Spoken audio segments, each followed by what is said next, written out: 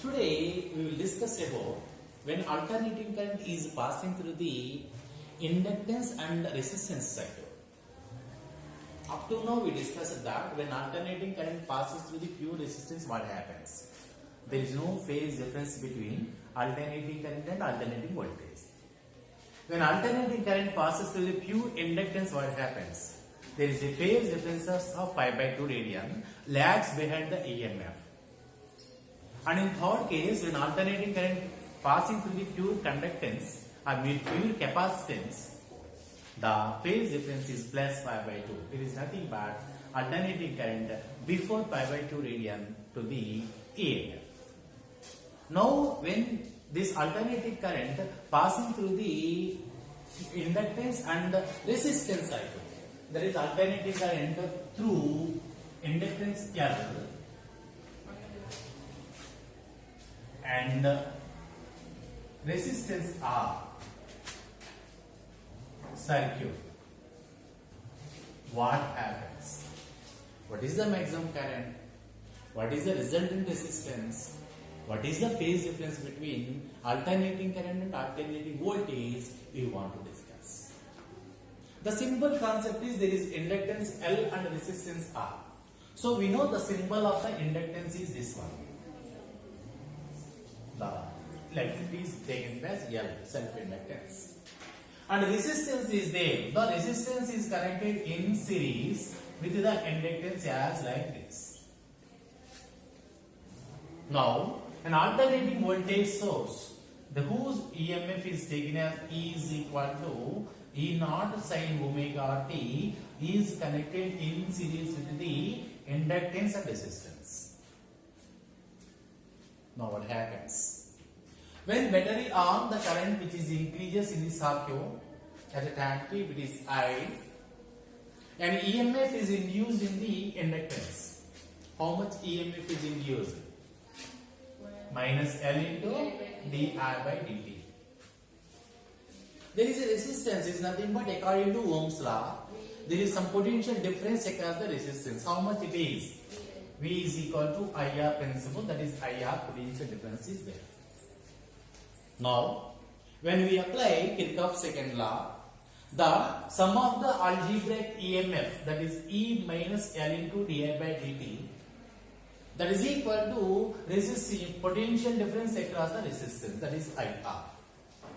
That is the resultant EMF is E minus L into di by dt. That is the resultant electromotive force in a closed circuit. That is equal to potential difference across the resistance, that is IR. Our aim is to calculate I because EMF is we know already. So for that purpose, when this is also coming this side, L into di by dt plus I into R is equal to E. But we know E is equal to how much?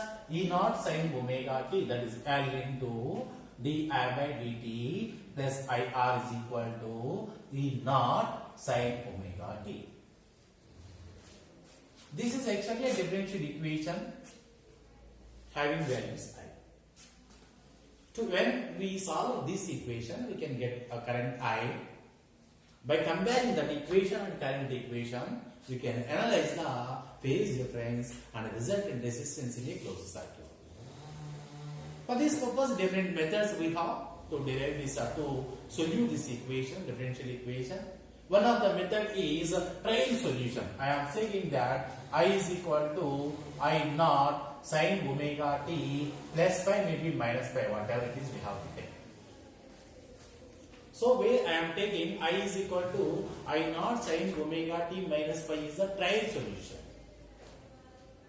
But there is I is okay, di by dt is there. This is only trial solution. Now where I naught and pi is constant to be determined. We don't know actually. I naught is what, how much, I don't know. Pi is the phase difference, we don't know.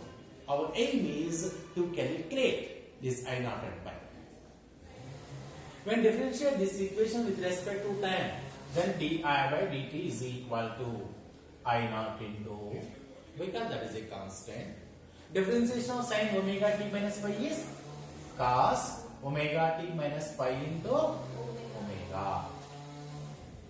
When substitute the values of I and di by dt into this equation, that is L into di by dt is equal to I naught omega cos omega t minus pi plus R into I is equal to I naught sin omega t minus pi, that is equal to E naught sin omega t. There is cos omega t minus pi term, there is sin omega t minus pi term. For simplicity, we will subtract and add by pi in the right side equation. Is there any change? There is minus pi and plus pi is cancel each other. There is only sin omega t term remains. So that is L into I naught omega into cos omega t minus pi plus R I naught into sin omega t minus pi is equal to E naught into, this is sin A plus B. Sin A plus B is sin A cos B plus cos A sin B. That is sin A, that is omega t minus pi cos B, that is cos pi, plus there is already E naught sin A cos B plus cos A sin B, that is cos omega t minus pi sin pi. This equation is true. So the coefficients of cos omega t minus pi are equal and coefficients of sin omega t minus pi also equal. So what is the coefficient of cos omega t minus pi? There is L I naught omega is equal to coefficient of cos omega t minus pi is how much? E naught sin pi. That is taken as equation 4. Now coefficients of sin omega t minus pi, here is R I naught is equal to coefficient of sin omega t minus pi is E naught cos pi.